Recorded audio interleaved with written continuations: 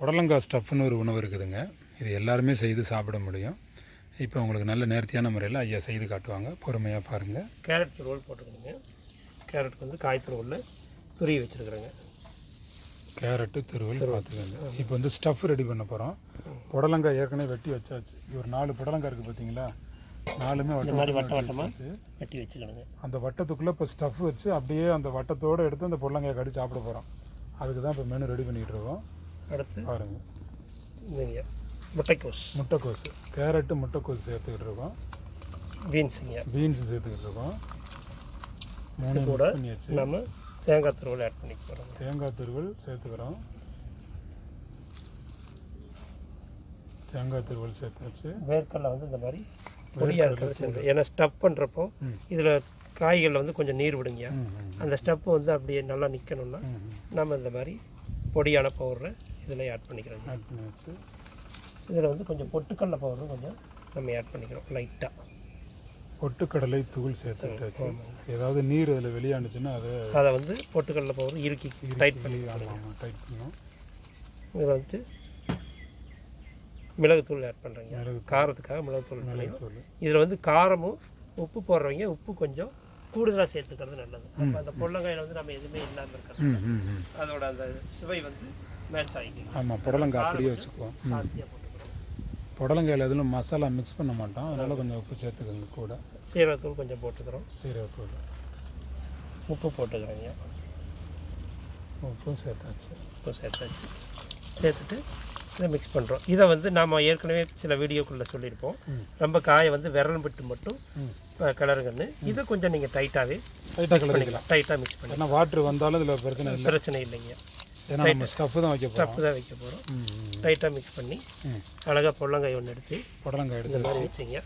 இந்த ஸ்டஃப் எடுத்து இதில் ஸ்டஃப் பண்ணிடுவோம். நடுவில் வச்சிடணும். ஆமாங்க, நடுவில் வச்சு அழுத்திட்டு அப்படியே வச்சு புடலங்காயோட சேர்த்து அந்த ஸ்டஃப்பை கடிச்சு சாப்பிடணும். அப்படியே மிக்ஸ் பண்ணி அப்படியே கடிச்சு சாப்பிட வேண்டியதாங்க. அப்படியே கடிச்சு அவ்வளோதான், நின்றுச்சுங்கய்யா. நம்ம அந்த பவுட்ரு காய் பார்த்தீங்கன்னா கொட்டாது நல்லா எடுத்தாலும் எடுத்து சாப்பிடும்பொழுது இதோட அப்படியே கடிச்சு சாப்பிடணும். அப்படியே முழுசாக வச்சு கடிச்சு சாப்பிடணும். எடுத்து பாதி வடிவில் அப்படியே கடிச்சு. ஆமாம், கடிச்சிட்டு நிறைய பேர் என்ன செய்வாங்கன்னா இந்த ஸ்டஃப்பை தனியாகவும் காயை தனியாக சாப்பிடுவாங்க. சிலருக்கு வந்து காய் பிடிக்காதுன்னு சொல்லிட்டு காயை தூக்கி வீசிடுவாங்க. நீங்கள் ஒரு முறையாவது அதை சாப்பிட்டு பாருங்க. ரெண்டையும் சேர்த்து சாப்பிட்டு பாருங்க. அப்போ தான் அதோட டேஸ்ட் வந்து, ஏன்னா காயில் உப்பு காரம் சேர்க்கலை நம்ம. ஆமாங்க, உப்பு காரம் வந்து அந்த மசாலாவில் தான் இருக்குது, நடுவில் உள்ள ஸ்டஃப்பில் தான் இருக்குது. ஸ்டஃப் பாருங்க வச்சாச்சு. வச்சு அழுத்தி வச்சிட வேண்டியதுதான். இது வீட்டிலே நீங்கள் ரெடி பண்ணி கொடுக்கலாம். வீட்டில் உள்ள குழந்தைகள்லாம் ரொம்ப விருப்பமாக சாப்பிடுவாங்க. நம்ம ஃபஸ்ட்டு பார்க்குறப்ப வேண்டான்ட்டு போவாங்க. புடலங்காயை பார்த்தோன்னே திரும்ப கொஞ்சமாக சாப்பிட்டு பாருங்கள் அப்படின்னு சொல்லி சாப்பிட்டதுக்கப்புறமா நிறைய பேர் வந்து இதை விருப்பமாக வாங்கி சாப்பிடுவாங்க. நாங்கள் கேம்பில் கொடுக்குறப்பெல்லாம் சொல்லி கொடுப்போங்க.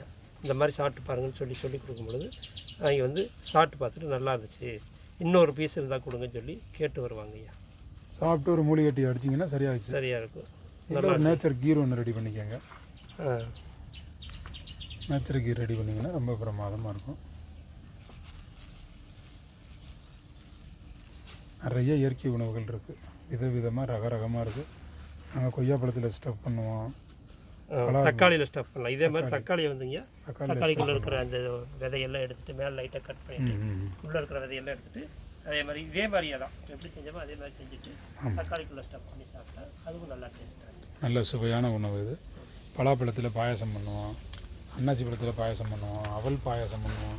இது ஸ்டஃப்பு கொஞ்சம் மிச்சம் இருக்குது. இது அப்படியே பொரியலாக சாப்பிட்றதுனால சாப்பிட்டு நல்லா. இல்லைன்னா இப்போ வாங்க, கிளம்பி வாங்க, வீடியோ பாட்டு இருக்காதீங்க, வாங்க தர்றோம் சாப்பிடுங்க. ஆமாம், வாங்க, வந்தால் தான் நாங்கள் எவ்வளோ கைப்பக்கமோ உங்களுக்கு சுவையாக உணவு தர்றோன்னு தெரியும். முக்கணி பாயாசம் பண்ணுவீங்க. முக்கணி மாப்பழா வாழை வச்சு முக்கணி பாயாசம் பண்ணுவோம். நிறைய பண்ணுவோம் நாங்கள், நீங்கள் வந்தால் தான் தெரியும்.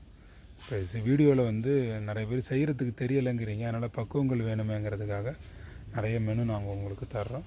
டெய்லி உங்களுக்கு வீடியோ வந்துகிட்டே இருக்கும். இனிமேல் இயற்கை உணவு வீடியோ பார்த்துட்டே வீட்டில் அமைதியாக இருந்துடாமல் இதனுடைய முழு பயிற்சியும் கற்றுக்கங்க. வந்து இயற்கை உணவுடைய பேசிக் உங்களுக்கு தெரியணும்.